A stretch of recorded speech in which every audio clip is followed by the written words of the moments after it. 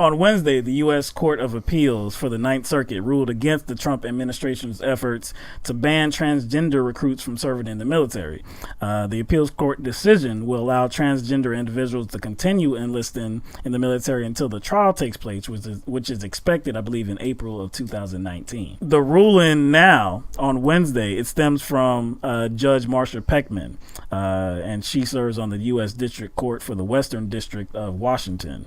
And she was the one that granted a preliminary injunction in December of 2017 to block the ban and, quote, preserve the status quo. And the Trump administration has tried to get around this. They've tried to prevent these transgender individuals from enlisting, but have not been able to do so. So again, this is just continuing what has been going on, I guess, at least until the trial that's expected next year.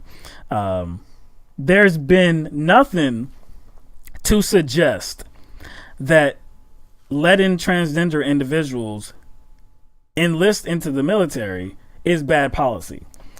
People that are actually in the military, they have no problem with transgender individuals actually being in the military. There's nothing about discipline. There's nothing about their performance. There's nothing about anything that they have stated, like, okay, particularly about these particular individuals, like these transgender individuals, you know, they aren't meeting this expectation, or they're not doing this wrong, or they're fostering like a bad environment. Nothing. So basically, they meet all the requirements. They satisfy all the requirements necessary to serve in the United States military. Mm-hmm. And actually, I think probably about 15,000 of them currently do. Mm-hmm. Like I said, all those who are willing and able to serve and meet the requirements, you know, should be allowed to serve. Like, the military is the ultimate barometer to, you know, respect and patriotism. Mm-hmm. And that has always been centered, or I guess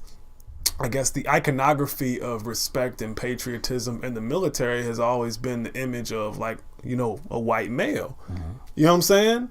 So it just seems as if, like, the optics of trans people being allowed to join the military doesn't allow bigots to, like, feel some sort of special kind of way and have some sort of unmatched ability to be American and be patriotic.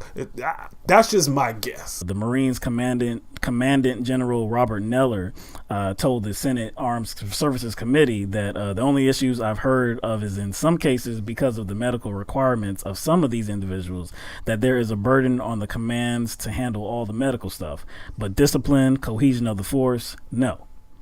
Also, there was a letter that was penned by 33 retired military officers and national security officials.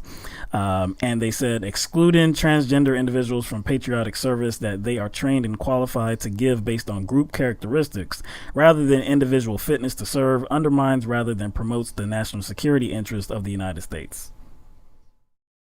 I mean, that's it in a nutshell right there. Basically, if they are fit, if they are able, if they can do the damn job, what do you care what they identify as?